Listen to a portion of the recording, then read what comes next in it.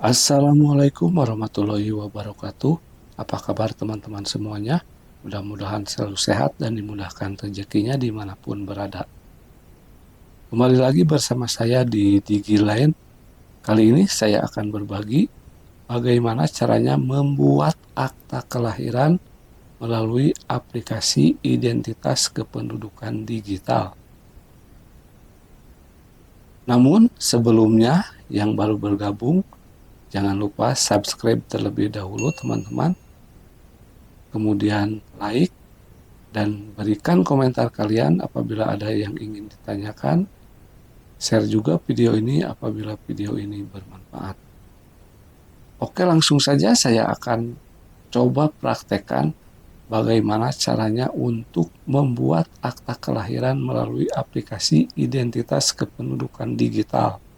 Namun sebelumnya, teman-teman harus sudah terdaftar atau sudah memiliki identitas kependudukan digital di handphonenya masing-masing. Oke, langsung saja saya akan masuk ke aplikasi identitas kependudukan digital. Nah, di sini ada beberapa menu ya teman-teman. Ada data keluarga, dokumen, tanda tangan elektronik, ada pelayanan, pemantauan pelayanan, dan yang lainnya. Nah, kali ini saya akan mengajukan pembuatan akta kelahiran. Jadi, pilih menu layanan ya teman-teman.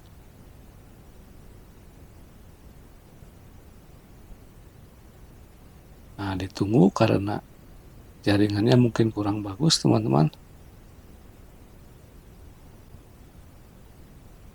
Nah, dan inilah menu atau layanan yang disediakan di aplikasi identitas kependudukan digital. Di antaranya ada permohonan cetak kartu keluarga, permohonan cetak biodata WNI, dan yang lainnya. Tadi saya akan mengajukan akta kelahiran ya teman-teman. Nah, di sini tinggal dipilih aja kelahiran atau WNI. Kelahiran WNI ya teman-teman. Biodata telah memiliki NIK.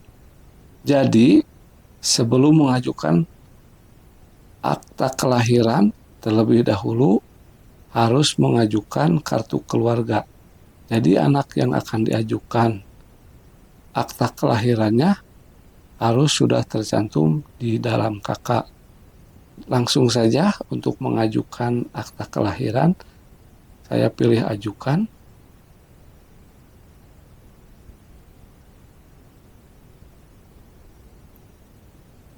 Nah, di sini harus diisikan nama bayi, jenis kelamin, tempat dilahirkan, dan data-data yang lainnya bisa diisi sesuai dengan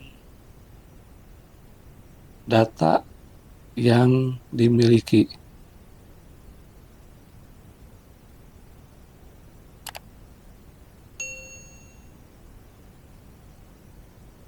Nah, setelah mengisi semua data dengan benar,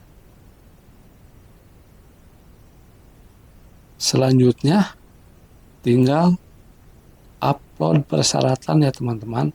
Persyaratannya surat keterangan lahir dari dokter, kemudian kutipan akta nikah atau buku nikah orang tua, kemudian SPTJM atau kebenaran data kelahiran, selanjutnya SPTJM kebenaran sebagai suami istri. Nah, setelah itu tinggal dipilih ajukan teman-teman. Pilih ajukan.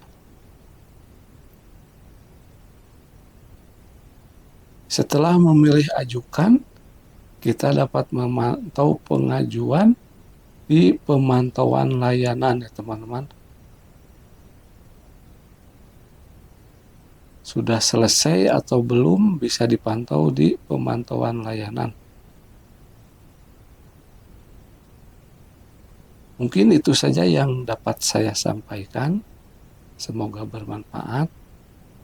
Jangan lupa dukung terus Digi Lain dengan cara subscribe, kemudian like, juga berikan komentar. Share juga video ini apabila video ini bermanfaat.